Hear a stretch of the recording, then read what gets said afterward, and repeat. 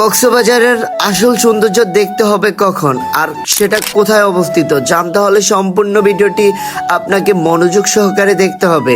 আর ভিডিওতে রয়েছে অনেক কিছু। যাদের এরকম কুলা হারামি বন্ধু বান্ধব আছে তাদেরকে নিয়ে অন্তত কক্সবাজার আসবেন না, কারণ তারা ঈদের পরের দিন এসে কক্সবাজারে কিছু কিছু চায়।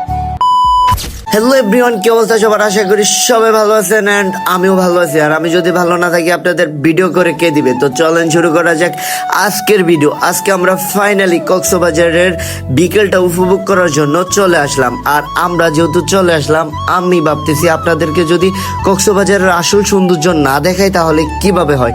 তাই আমরা চলে আসলাম সবাই মিলে কক্সের বিকেলটা উপভোগ করার জন্য। আর আজকে কক্সের বিকেল উপভোগ করতে এসে আমরা অনেক কিছু দেখলাম অ্যান্ড অনেক কিছুর শিকার হলাম। আমরা কি কি করলাম না করলাম দেখতে হলে তো সম্পূর্ণ ভিডিওটি আপনাকে মনোযোগ সহকারে দেখতে হবে। বাট আপনি যদি কক্সে বিকালে যদি না কাটান তাহলে আপনি বুঝতেই পারবেন না যে কক্সে আসার ফিলটা কোথায়। আর ভাই, আপনি যদি কক্সে আসার ফিলটা বুঝতে চান তাহলে অবশ্যই আপনাকে বিকালে কক্সবাজার ঘোরাঘুরি করে বিকালটাকে উপভোগ করতে হবে। দেখেন, এখানে কিন্তু বাচ্চাদের জন্য কি সুন্দর সুন্দর একটি খেলার জায়গা রয়েছে। আর এই যে সবচেয়ে বিশেষ আকর্ষণীয় হচ্ছে কি জানেন, বোতল দিয়ে যেই জিনিসটা বানাইছে রে ভাই, কি সুন্দর, যা বলার বাইরে। বাট সেটা কেন দিয়েছে সেটাও বলি আপনাদেরকে। সেটা হচ্ছে কক্সবাজারের ময়লা আবর্জনা আপনারা যেখানে সেখানে ফালান আর সেগুলা হয়তোবা পরিবেশ নষ্ট করতে পারে, তাই তারা একটা ভালো সিদ্ধান্ত নিয়েছে। তারা পরিত্যক্ত বোতল দিয়ে একটা সুন্দর জিনিস বানাইছে। যাই হোক, আমরা সেগুলা দেখি অ্যান্ড কক্সবাজারের সুন্দর সুন্দর আরো জিনিস দেখি। আরো জিনিস বলতে গেলে অনেক কিছুই দেখি, আপনারা অনেক কিছু দেখেন, বাট আমি দেখি না। কারণ কি জানেন, আমার দেখার সময় নাই। যাই হোক, আমি কিন্তু কক্সের সৌন্দর্য দেখতেছি, আমি অন্য কিছু দেখার চান্সই পাইতেছি না। যাই হোক, আপনাদেরকে ঝুমবাড়ি দিয়ে মাঝে মধ্যে দেখাই, অনেক কিছুই দেখাই। আপনি মাঝে মধ্যে যদি ভিডিও দেখেন আর যদি মজা না পান তাহলে কিভাবে হবে? তাই আপনাদেরকে ঝুমবাড়ি দিয়ে মাঝে মধ্যে অনেক কিছু দেখানোর চেষ্টা করি, বাট আমি কিন্তু দেখি না। আর যারা মনে করেন আমি দেখি, হ্যাঁ ভাই, আমিও আসলেই দেখি।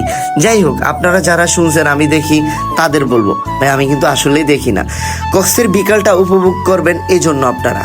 কারণ কি জানেন, কারণ হচ্ছে কক্সের বিকালটা উপভোগ করলে আপনি যখন একবারে অন্ধকার নেমে আসবে তখন দেখবেন আপনার জীবনের অন্ধকার যে নামার দৃশ্যটা সেটা আপনি উপলব্ধি করতে পারবেন। ভাই এখানে মজা করলাম, এরকম কিছুই বুঝতে পারবেন না।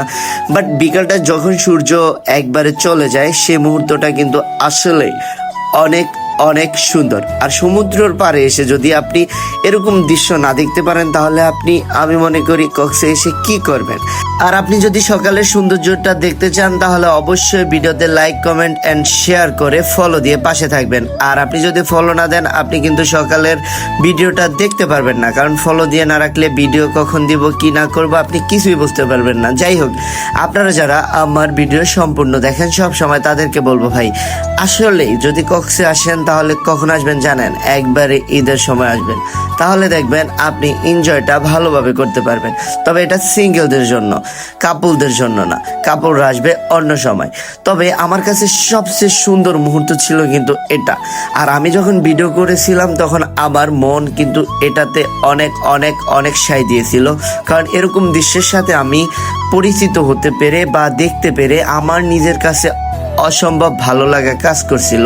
আর তাছাড়া আমি যখন এখানে এমনভাবে ছিলাম তখন আমার কাছে মনে হলো যে জীবনের সবচেয়ে ভালো একটা মুহূর্ত কাটাতে পারলাম। যাই হোক, আপনারাও চাইলে কাটাতে পারেন, তবে আসতে হবে, না আসলে কাটাতে পারবেন না। তবে তাদের ভালোবাসা দেখে আমি একবারে মুগ্ধ। কারণ কি জানেন, তারা এই বয়সেও এসে তারা নদীর পাড়ে দুজন দুজনের সাথে এখনো আছে।